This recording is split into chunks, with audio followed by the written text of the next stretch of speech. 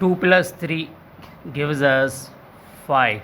Then 3 times 5 gives us 15. Finally, 15 divide 15 gives us 1. But this answer absolutely wrong, because we didn't follow the order of operation, which is called PEMDAS, where P for parenthesis, E for exponent, M for multiplication, D for division, A for addition, and S for subtraction. Remember that in multiplication and division have equal priority. Always work from left to right. Same rule applies addition and subtractions. Here in this expression, one is parenthesis. Inside the parentheses are addition and division. So first we do parentheses.